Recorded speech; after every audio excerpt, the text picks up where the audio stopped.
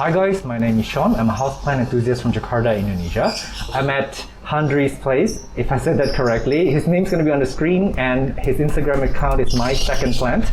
It's probably going to be a very long video because I'm here surrounded by really cool Scindapsus, and they're grown semi-hydro in these beautiful jars. And I wanted to talk to him about his love for Scindapsus, but there are also many interesting aeroid species around here. But I'm gonna show his collection, and I'm gonna hear his story about care, about procurement, about the future of the plant industry, and everything in between. So let's get started. Hi, Handry. Hello. Thanks for having me here. Thank you. Hang on, I want to digress real quick. This is actually the neighborhood that I was born into when I was a kid. This is Sunter area, quite far from where I am now. And I'm really grateful to be here. And this is his balcony now. Yep.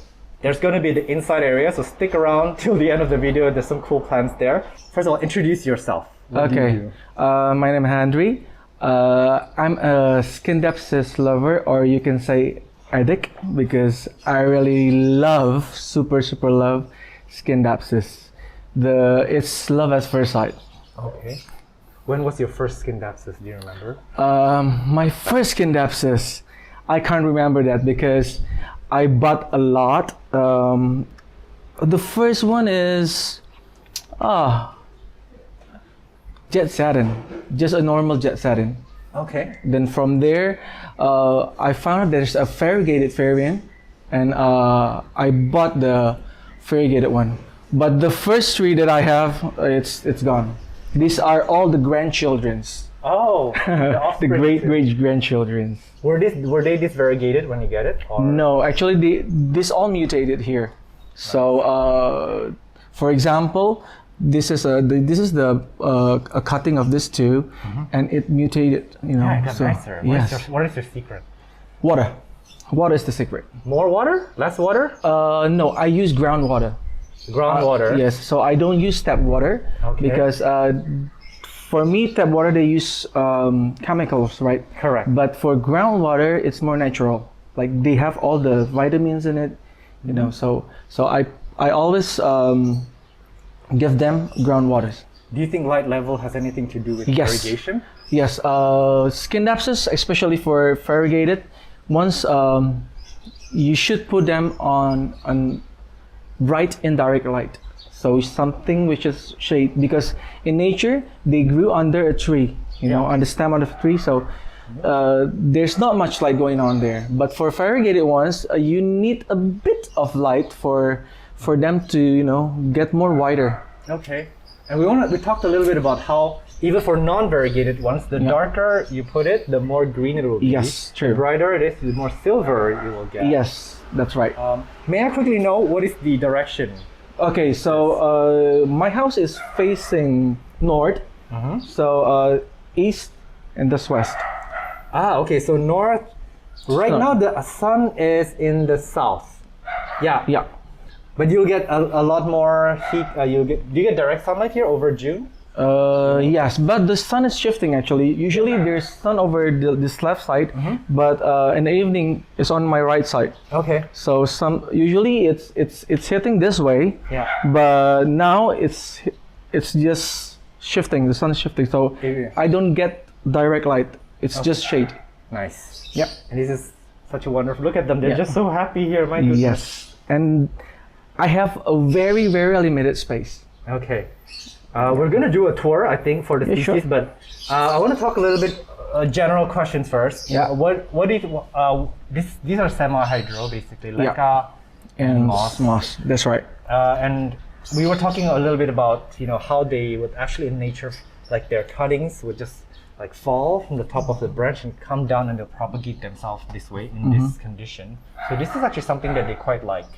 But although some of us, like if we have them in pots, we do want to let them dry out, right? Because they're easy to overwater. Yeah, actually, when I bought first, I was not using this kind of media. I was just using the regular media. Yeah. But the thing with regular media is this guy here, there's no pests, there's nothing, but there's only root rots. So I do rot a lot of roots of plants. I do kill plenty of them at first time. So like 20 to 30 pots. Yeah. And I was stressed out because most of this doesn't survive.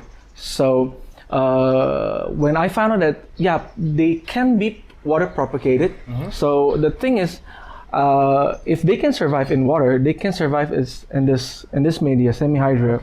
But I don't water all of it, so I just water over the leca. Yeah. So and I just put quarter with leca and the rest with sphagnum moss. Yeah. And the thing with sphagnum moss is the roots, they do grow and they do get brown.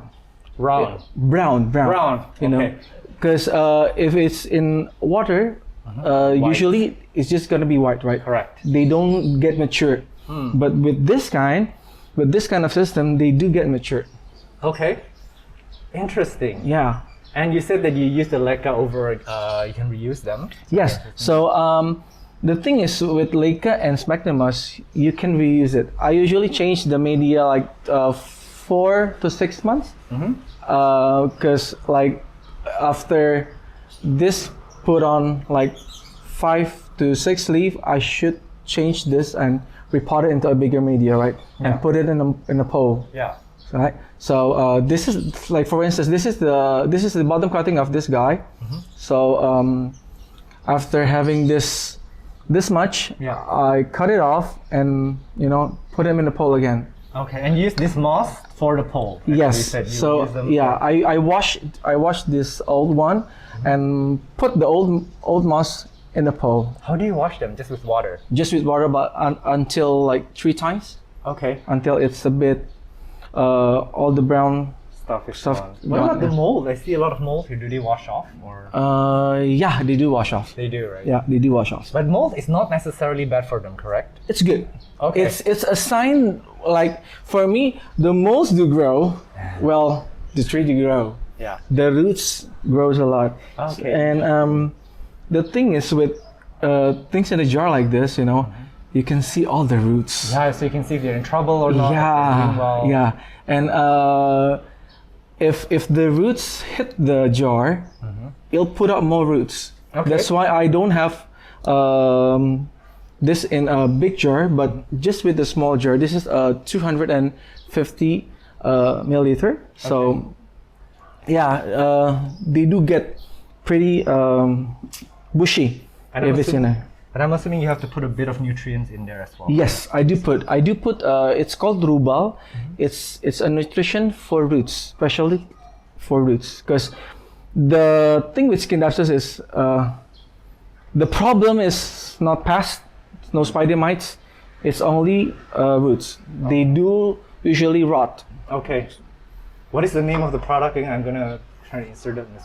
It's rubal. Rubal. It's a Thailand product. Okay. And it's chemical, so I don't put organic. I usually put chemical because I have so many jars. Yeah.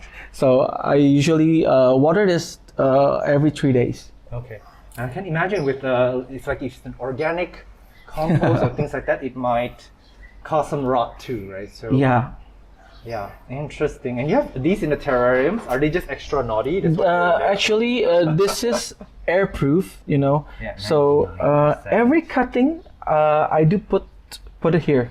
In Indonesia, it's called sungkup. Yeah. So there's no airflow coming in. Yeah. I sealed them, so I sealed every airflow.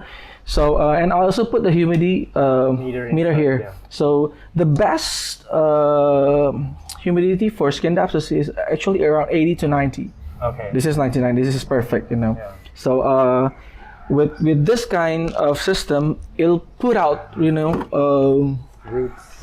and the roots, even though it's not in the soil, as you can see, Yeah. it's coming out. Yeah, it just roots in the air because there's moisture in the air. Because it's really moist in there. Yeah, I'm still figuring this out myself for my plants. But the way that you have everything displayed here, my goodness, I am just like in awe with your little balcony here. Yeah, it's I have really tiny space, but the thing with Scindapsus, it's small. Yeah.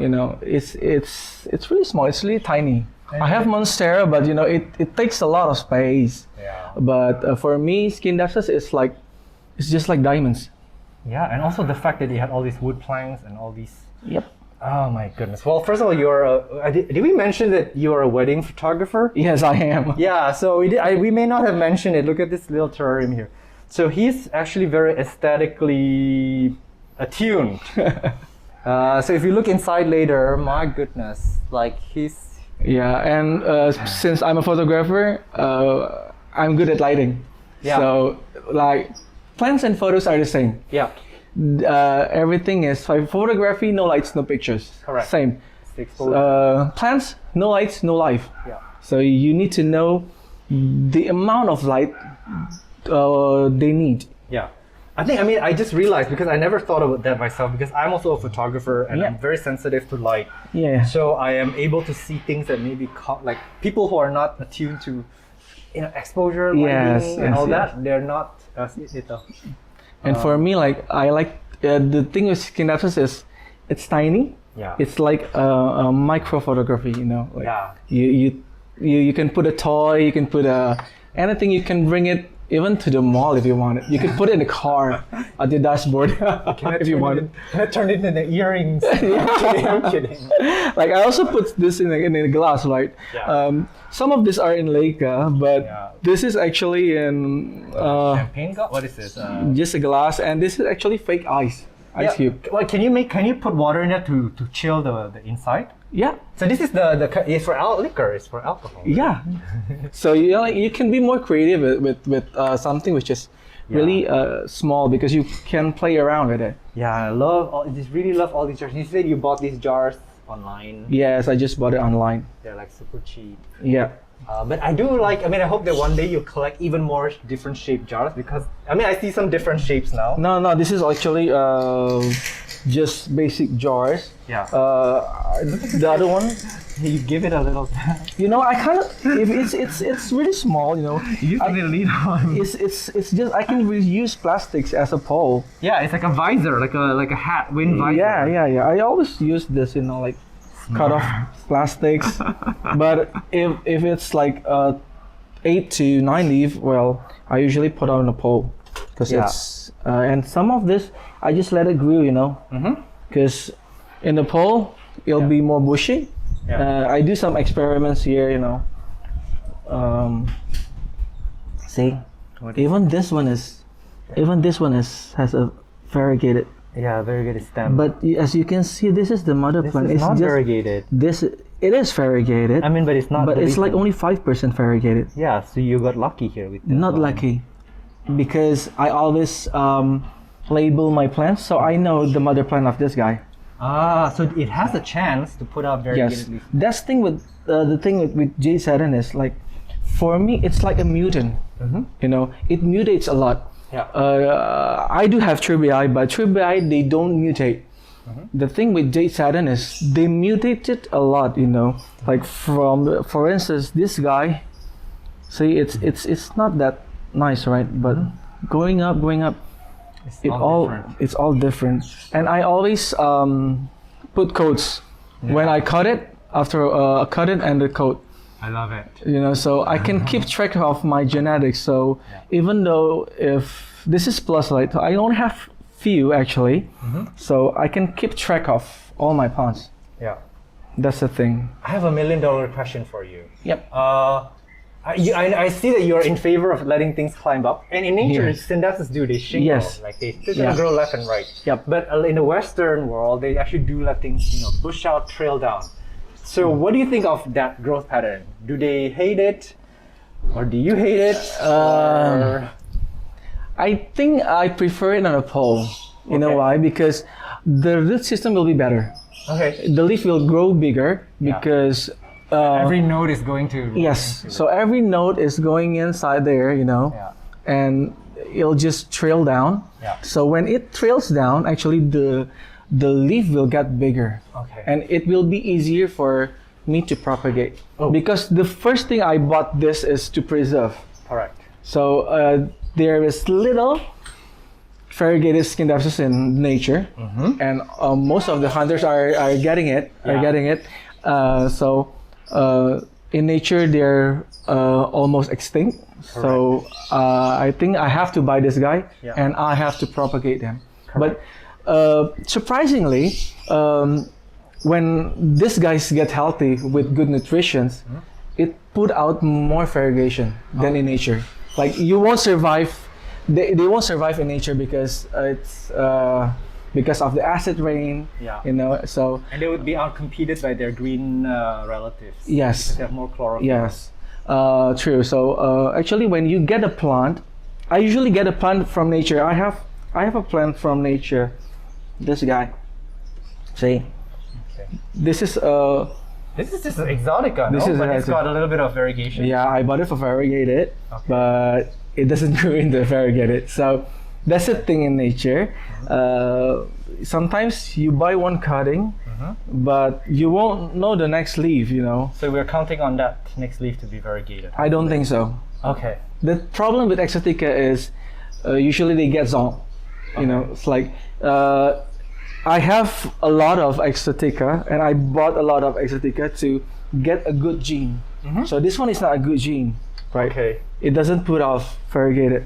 This is a good gene. Okay. So with one jar like this, I will make this into a mother plant for me to cut again. Nice. Cool. But after you cut them, not all will produce variegated. It's just like Monstera. Yeah. It depends on which node they grew on. Yeah, you need a selective breeding period. Yes. And it takes time. Yes. And I think, sorry, this is 15 minutes into the video, but we forgot to mention that you also do propagate and you do sell Scindapsus and Yeah. you do export, correct? I did export once into for a collector. So I usually ask the buyer if they have they had a variegated, because the care for variegated and the greens one are different. Okay. So if they have, because I don't want my plants to die Okay. in the shipping or at their place. So I'm kind of protective with my plants. So yeah, I do sell some, but sometimes, you know, like I want to sell them, but after seeing them, like it's hard for me to let go. Yeah, but you know, let me tell you a horror story. A lot of people actually bought variegated monsteras because people do DM me all the time. Yeah. And they buy it and they didn't make it because they were newbies. Oh, so yeah, you're right. In your fear is legitimate in that people do need to know. Yeah. You know, even like with the green farm, you need to be quite an expert at it. You Yes. should know your thing before you adopt something that is, one, expensive. Number two, this is very rare. Yeah. Right. It's a shame if it didn't make it. Yeah, true. So usually I educate my buyers. Like I usually ask them, do they have a greenhouse? Well, it's better for them to have a greenhouse. But if they don't have, I usually educate like watering, media, light, and one thing which is more important than light is wind, airflow. Airflow. Yeah, I'm feeling it now. The breeze. You know, they need good airflow. Yeah. Because if you put them indoors without good airflow, Yeah. they'll just rot. Okay. Yep. Interesting. Yeah, and they have so many variants, you know, Sean. Yeah. Yeah. You mutate a lot. Like I like Marvel. I like Spider-Man. I like X-Men. You know, all the new mutations. Yeah. It do happens here. Yeah. See? This is the Paracensis? Or no? This is the Paracensis. I bought it as a Paracensis, but some people also say the Longistoba. Okay, that's new to me. Look at Yeah. how big this leaf is. This is huge. You know, they get big. Let me pull this one off for you. Let me just pull this one off for you. Okay. Oh, the bottom leaf didn't look very hopeful at all. No, it's I'm just sure you were green. in despair at this time. Like, oh my god. And then look at that. See? Yeah. And I think we need... Yeah, there's a motorbike going. But we need to mention with the audiences here, first of all, if they're trying to reach out to you or another Indonesian Scindapsus seller, Yep. that the prices are actually super astronomically high at this time. Well, I think for pricing, it depends on the variegation. Right, the quality. For me, like quality comes with a price. You know, if you want a good quality, yeah, you should pay the price. You pay peanut, you get monkey. Yes. Okay. So, and for me, getting this guy into this form Yeah. takes a lot of time. Yeah. You know, and energy putting in to And this for guy. each of these, there are many that actually didn't make it probably. Like Yes. they turn green, Yes. or have they turned all albino for you? No, not yet. Yeah, They do. they do. And they don't survive, right? They don't survive. There's some cuttings like with this kind of media, 90% of survival. Okay. But sometimes depends on the weather. If it's too hot, I usually put them here. Well, this is 99%. Yeah. This is 99%. So nowadays, why I have this aquarium, because it's 99%. Like this is the bottom cutting of the Exotica actually.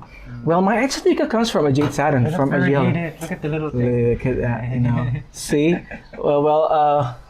this one didn't survive before, so but it survived now because I put it here. Oh. Yeah. Interesting. And this is the siblings.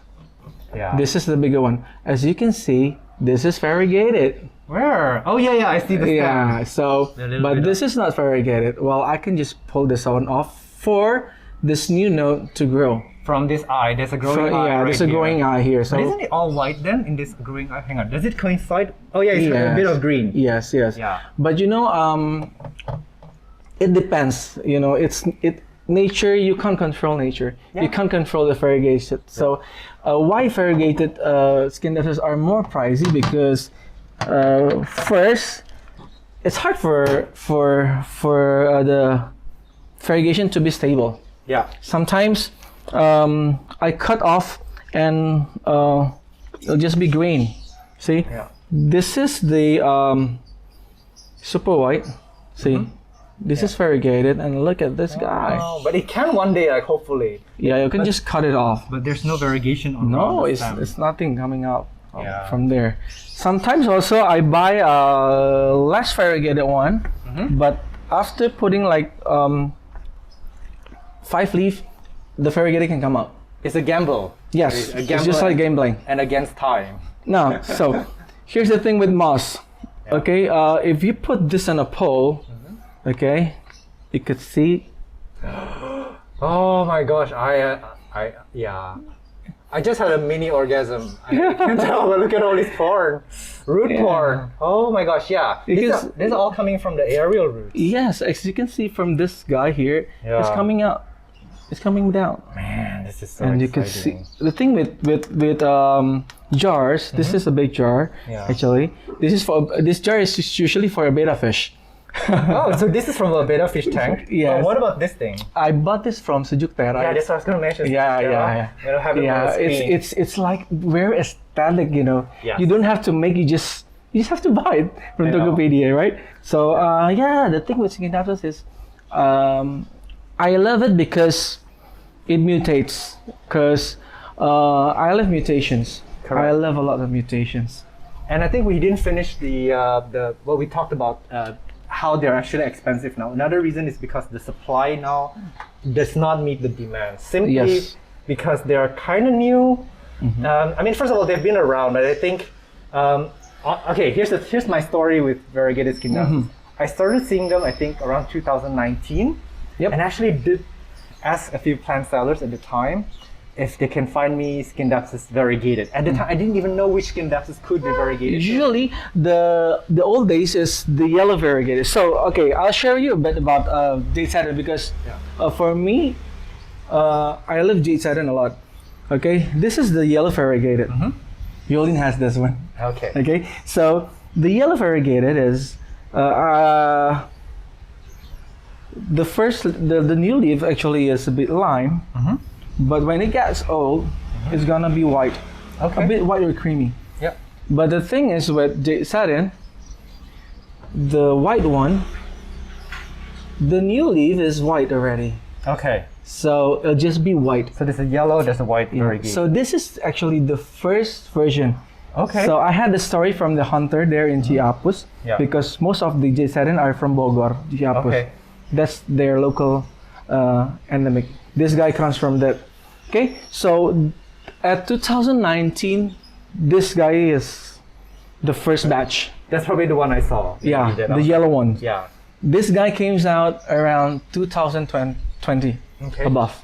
So most people know about the yellow one. Okay. And there's not much people knowing about this white variegation. Yeah. I mean, at the time when I was looking for it, I remember some sellers were offering me different varieties. They found different species, but I didn't even hear about them. and they were like around 250 to 500,000. Yes. And at the time I was like, holy moly, that's expensive. I'm not. So actually I only bought two. One is the coriaceous. Oh yeah, it's very slow. Yeah, It's super very slow super grower. slow. And the other one, I have it. I don't even know the ID, but it died before I. So pretty bad. I am biting my tongue now because now more have appeared and their prices have risen astronomically, and I'm very proud because they're a product of Indonesia and the product of people like you who are, passionate about selectively breeding them, learning. You're studying a lot, and you're sharing now on the channel, of course. And we, by the way, we just got started. But yeah, that we are sharing this, this new mutations. New genes. Yeah, and just now when I asked you why you like drawing them up the moss pole, yeah, you mentioned that it looks great. They do root better. But personally, for me, I take on a Western point of view where can you imagine like a full basket of this hanging down, or in a nice macrame, like a white macrame pot hanging down like bushy, or on your dinner table. But these guys need more light. I'm sure a lot of dinner tables will not. Yeah. You will lose variegation. But you know what I mean? Like they can actually look pretty fantastic when they're bushy. Yeah. But there's actually they trill down. They'll actually will look more bushy. But they will put out more smaller leaves. Smaller leaves. It's sometimes even runners, like yes. Runner, right? This is a runner. This is all the leaf died. Yeah. But you could propagate these by single with wet stick if you watch my channel. Yep. So this is my point. Like, I love bushy ones, and then also when they get straggly like this, it's time to cut. And just stick it back in the pot, make it bushy. So that's how I approach my care. But this is, whoa, this is amazing too. So for the audience, for you guys, you choose what you like. No right or wrong. Because it all mutates, Sometimes I buy something which is like, from this guy came out from a jade satin. Yeah. So this Exotica mayari, actually mayari is Exotica albo, which they named it as a mayari. There's a lot of Exotica all around the world. You know? But for jade satin, it's mostly here in Asia. Not much. I'm already confused. So jade satin is one category. Yes. So Exotica comes with because of the silver splash. Yeah, right? this is the Exotica. No, Silvery N also belongs to the Exotica, correct? Silvery N is different. It doesn't belong to. No. Oh my God. Okay, it's another thing. So so the basic is actually jade satin. Okay. Jade satin is just green, velvety. Yeah. And it's a bit thicker. Yeah, this is the most common one probably. This is jade satin. Well, actually, this comes from a variegated one. Oh, look at how nice that was. Yeah. It lost its variegation, right? So jade satin, they can mutate into marble, into mint, and mint, marble queen. So there's different kind of mutations going From on the in one plant, Yes. But for Exotica, there's the albo, there's this guy yellow, if you can see. This is the newest leaf. See those silvers on. So they're highly irregular, you would say. Yeah. Which makes them so wonderful. This is also an Exotica, right? But this one is white. Okay. This guy is more creamy. All right. Yep. And also there's this Vatican. This guy mutated here. Yeah, and you said that this is you're one of the. This is the rarest of the rarest. Yeah, and quote unquote, you're the sole. Yes. Proprietor or owner of this. Yes. But of course, when we said it, we have to be cautious. Some people out there may we don't know, but I guess it's safe to say for super rare. So maybe some out there they can have this one. So this is actually one plant, but with different mother plant. Okay. Okay, this is the same plant, very different. Yeah. Maybe people can have this one out there. I only knew 2 people who bought this one. Okay. But with this kind of mutation, I don't think. So this is the Batica, you said. Vatican. It's from Batik constellation. Okay. So Indonesian, we have Batik, right? Yeah, Batik, the fabric. Yeah. And constellation comes from the Monstera constellation. So actually, this guy has a similar look, like a Montai. Okay. So all the splashes. And I find out that this is so sexy. Okay. Because it's so exotic. Yeah. Well, the others have white, but it has a green or lime. Yeah. So I got this from one plant, 2 leaf cuttings. It was from nature. It was horrible at the time. It was not performing. I grew and it mutated into this guy. Okay. Yeah, I have like 14 cuttings out of one. It took me a year to propagate. So you grew your collection, I mean, do you invest a lot of money in it, or were you doing? Oh yes, you did. I mean a lot. Have you broke even yet? No, I don't think about broken even. No. Like for me, because I don't think money is a thing, but like having this guy is very. Money can buy this, you know. Yeah. It's a gift from nature. Correct. This is priceless, you know. Yeah. That's why I don't sell a lot of my plants. I do sell if I have like 3 or 4 pots. Correct. Then I can sell, and if the price is right. Yeah. You know, because propagating them is one thing, making them stable is another thing. Yeah. So having a good gene and a stable gene, it's hard. Yeah. You know, because sometimes people sell it for cheap, but especially when people sell for one leaf cutting, you won't know if it will turn into this guy or this guy. It's a 50-50 chance. Yes. Or maybe, If you buy a 2 cutting like this, you'll just have to grow it and just to have to care for it. Yeah, interesting. But I do want to give you an advice. At some point, you do have to let some of these go. Yeah. Because I do hope that you are not only earn back what you invested. This is a huge investment. You know, sometimes when people, I think that's password. I'm gonna shoot it. Bye. Okay. Sometimes I do post on the Instagram, but it's hard for me because I'm thinking more about my research. I like for this guy here, I did chop off. It was this side, and I cut all of the 6 leaf, and so there's 2 notes here. And is this one or not? Yes, this is the the green on green. Okay, shoot. This is the green on green. Yeah. But the green on green is not as lovely as this one actually. Of course. But actually Scindapsus is like Monstera. They have the white, they have the yellow, they have the green on green, which is called Sport. They have the tie. We have the tie here, you know. We have the mint actually. This guy is a mint. Yeah. You know, when you have a Monstera, you have a mint. Yeah. You have a white monster. Yeah. Well, actually, this is more like a marble queen. I call this one marble queen. This guy is a white monster. I was looking at it. What this is freaky. What happened to this? This mutated.